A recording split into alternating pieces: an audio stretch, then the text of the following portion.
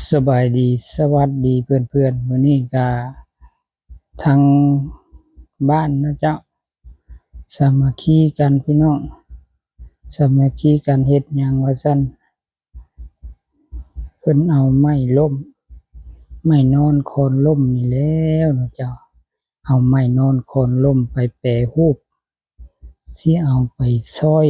เป็นแผ่นแล้วก็สิเอาไปอัดน้ำเจ้าสิเอาไปอัดน้ำไปอัดพาย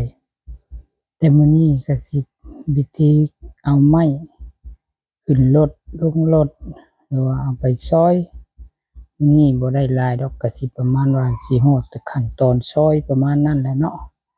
ไปซอยไปพาเป็นแผ่นแผ่นก็เครื่องมือก็บ่ทันสมัยแน่สิพอซอยเอาประมาณหน้าเล็กๆน้อยๆนี่แหล้วคันซอยหน้าใหญ่บัดเครื่องมือเฮานั่น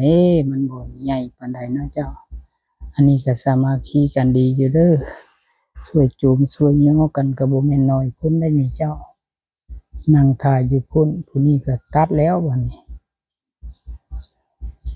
สี่มือจักก็2คนมื้อนี้เนาะเปลี่ยนกันซอยเปลี่ยนกันตัดนี่แหละเจ้าช่วยกันเฮ็ดเนาะสามัคคีกันนี่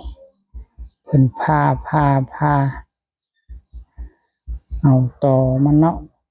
เพราะว่ามันล่มหลายปีแล้วบ่จักว่าสิเอาไปเฮ็ดหยังบ่จักว่าสิเอาไปเฮ็ดหยัง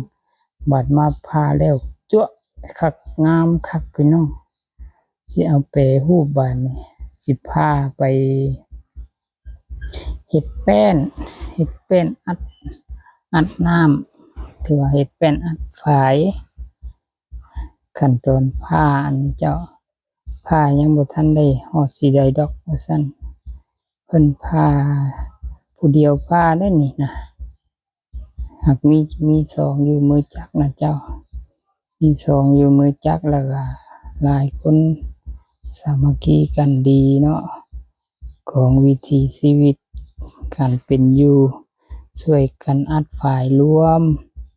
สิอัดฝายอัดน้ำเนาะเจ้าเพื่อความอุดมสมบูรณ์เพื่อเพิ่นปลูกผักเลี้ยงสัตว์ได้ง่ายนะเจ้าขั้นตอนพาแป้นมื้อนี้สิพาพี่พาน้องไปเบิ่งขั้นตอนทุกสิ่งทุกอย่างอยู่ดอกเนาะเจ้าเพื่อนๆมาเบิ่งช่วยกันแน่และก็แนะนำข้อยแน่เด้อว่าซั่นแนะนำถามไทยเข้ามาได้ว่าสิอัดฝายหรือว่าสิเอาไม้ไปเฮ็ดหยังเนาะอันนี้ก็วิธีเอาไม้อันนี้เอาไม้ค้นไม้ที่ว่ามันล่มนะเจ้าล่มหม่องตอมันก็ปลูกอันนั้นใส่นะเจ้าปลูกหมากฮุ้งใส่ก็งามดีอยู่นะเจ้าแต่ว่ามันขึ้นสูงแล้วมันก็สิหมากบ่ดกปานใดหมากฮุ้งก็ได้มื้อนี้ก็มีโอกาสหลายที่ว่าได้พบพี่พบน้องแล้วก็ช่วยกันคนละไม้ละมือช่วยกันคนละไม้ละมือพากันมาเอาไม้ว่าซั่นผ่านเอาไม้แต่ว่าก็นั่งเผากันก็ดีใจอยู่ดอกเนาะผู้ตัดก็ตัดไปผู้นั่งก็นั่งถอยรถมาเด้อเอาก็ถอยรถเข้าแล้วจักหน่อยพาแล้วนี่ก็สิพากันโจมขึ้นแล้วได้เนาะโจมขึ้นรถวิธีโจมขึ้นรถนี่ก็ด้วยมือเบิดทั้งนั้นแหละเจ้าเครื่องมือก็ได้บ่มีอันยกอันหิ้งล่ะมีแต่เอามือหุ้มกันเข้าเท่านั้นแล้วโจมไม้ขึ้นรถก็ได้วิธีโจมไม้ขึ้นรถของพวกข้อยก็ได้เบิ่งพาได้แล้วบ่ออกแล้วว่าซั่นเสียงหนึ่งแต่ก็ยังหลายเสียงอยู่ดอกว่าเอาเสียงนี้ออกก็ยังเสียงนั่นเอาให้มันเต็มรถแหละเนาะรถอีแตนข้อยก็เฮ็ดนานแน่ถ้าถอยเข้ามาก็เกเอาไม้ยามนี้ก็ได้เนาะเจ้าไม้อันนี้บ่แม่นไม้อันอื่นเด้ไม้กระเดาที่เฮากินมากเอ้าเข้ามาบัดนี้แล้วว่าซั่นแล้วพาแล้วเอาท่อนปลายขึ้นก่อนเนาะท่ ท่อนปลายที่ว่าบักเยอะๆนี่เอาครึ่ง4คนเอาบ่ต้องเอาหลาย4คนเข้าสิบ่ล้มแล้วนี่เล่นมาอีกว่าซั่นข่อยสินอน ข่อยสิเป็นผู้นั่งถ่ายเด้อเจ้าเด้อให้เพื่อนๆเข้าไปหุ้มกัน5คนบัดนี้ผู้ที่5ก็ยังเข้าบ่ได้เนาะเจ้าบ่แม่นว่าข่อยขี้แวะแงะงอนได้มันบ่มีหม้องจับเข้าไปก็ซื้อพอดีงำกันหาหม้องจับยากนี่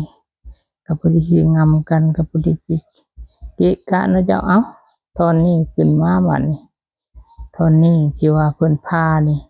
เอาขึ้นง่ายอยู่เนาะเจ้าหามซี่แล้วก็วืดขึ้นโลดได้นี่เนาะเจ้าเอ้าหามอีกพี่น้องเข้ามาจับนำกัน3ก็ได้ว่าซั่น4เลยมันจังช่วยกันเบาแน่เนาะเจ้าเอาครองตับแล้วขึ้นไปก็ได้เอาอีกตับที่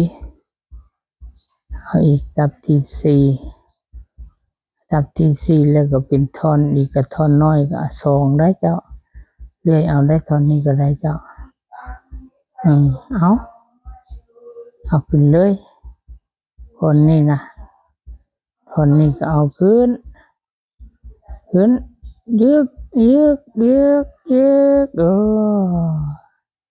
บ่นักปานใดซอยกันนี่พี่น้องเอ้ยซอยกันบืบซอยกันหามชีวิตอยู่ทุ่งไร่ทุ่งนานี่แล้วพี่น้องเอ้ย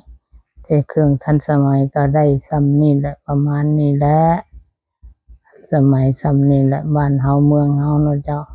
หลังจากที่เกี่ยวข้าวก็หุ้มกันเกี่ยวว่าซั่นแล้วข้าวเดียวว่าซั่นตอนนี้ก็พากันมาเอาไม้มันนี่สิพากันไปอัดฝายมาปลูกผักปลูกมีปลูกปัน มื้ออื่นพุ่นแหละนะเจ้ามื้อนี้น่าสิได้แต่ซอยหั่นแหละซอยให้มันแล้วได้เนาะมื้อนี้เนาะเอาขึ้นแล้วก็เอาขึ้นรถไถก็กลับบ้านเนาะเจ้าแยกย้ายไว้ซั่นขึ้นหมดแล้วบ่พอน้อยก็เอาเด้อเอาผู้นี้เมื่อยเลยได้นะเมื่อยปาดแล้วก็เปลี่ยนมือใหม่แน่เฮ้ย